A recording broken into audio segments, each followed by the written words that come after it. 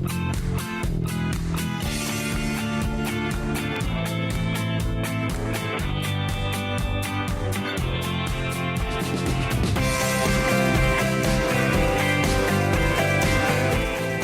I'm Vince Sims, and welcome to another edition of 5 Talk Street.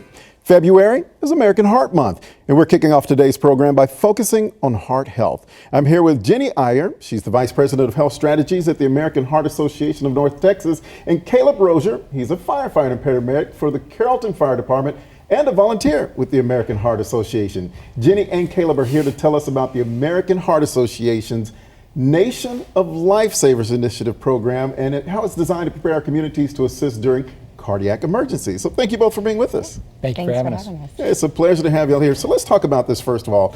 Nation of Lifesavers, this initiative, what is this? Sure, so the Nation of Lifesavers is the American Heart Association's effort to educate more people in our community to know CPR and to feel comfortable in performing CPR. Right now, about 65% of people say that they do not feel confident in performing CPR in the case of an emergency, and we need to change that so that we can hopefully increase survivability rates right here in North Texas.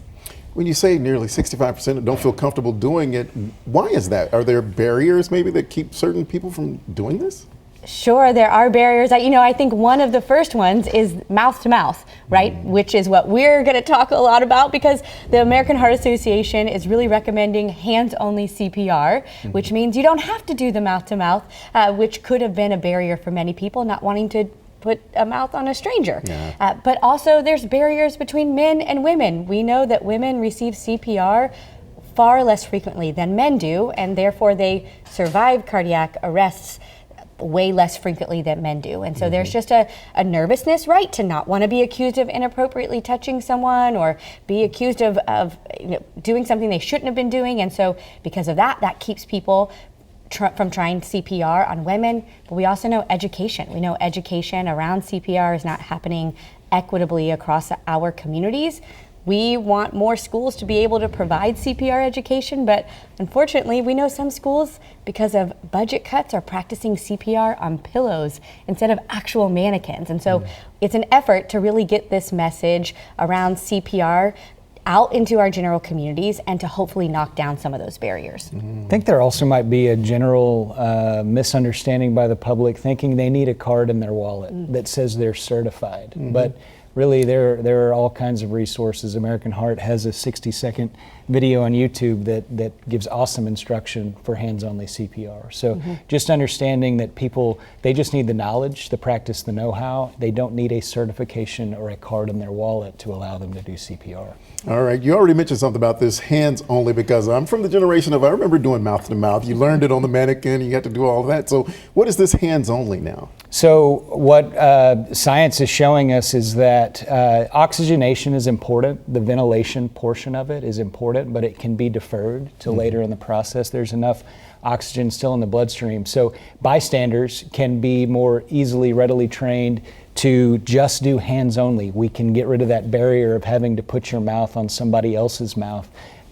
So we want to activate 911 early. We want to put our hands in the center of a person's chest, push hard and fast, which is going to circulate that blood that's still oxygenated. And then if we've got access to an AED, grab that, get it with us by this patient and deliver a shock if indicated.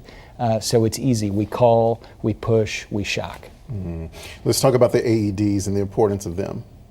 Yeah, so AEDs are hugely important. I mean, what we know is that when high quality CPR and defibrillation are given to this patient in cardiac arrest, we see double, triple the chances of survival. An AED is a small electrical device that will deliver a shock to a heart that has an abnormal rhythm. It allows the heart to reset and for a normal rhythm to kind of come back into play, allowing that blood to start beating and to restore a normal pulse. I have to ask, are AEDs difficult to use because you see them and you know they're posted up places, but to actually use one? You know, that's a question we get all the time. They seem very scary to use because it's a shock and that's a very scary word. But no, they're not very difficult to use. They actually come with really great instructions. Caleb, I know you Paramedics, 911 have to talk sometimes over the phone to make sure that people know what they're doing, but it's not difficult. No, it's very easy. The AEDs are programmed to give instruction. There will be vocal direction from the machine. There are pictures on where to place the pads. And so we obviously want people to be trained on how to use it, but we've seen instances where people with no training understand intuitively how to do it because of the way it's designed. Simple process. All right. Is there an age limit for when people should be learning how to do CPR? And, what do you want people to know about it? Sure. There's no age limit to learn about CPR. Hands-only CPR are 2 steps. Call 911, push hard and fast in the center of the chest. Now, the AHA recommends, for muscle strength, about 9 years old is when you have enough muscle strength to push in. But you can still call 911 even if you're 4 years old, right? And that can start the process. So knowing to call 911 is important. Okay. Pushing and pressing hard on the chest, muscles about 9 years old is when you'll be able to be as effective as needed. Awesome. Jenny, Caleb, thank you both so much for sharing with us and hopefully sparking this interest that people will learn and take these CPR classes. Yeah, absolutely. Thanks. Well, you can join the American Heart Association's Nation of Lifesavers by learning CPR today. Just visit heart.org/nation for more information.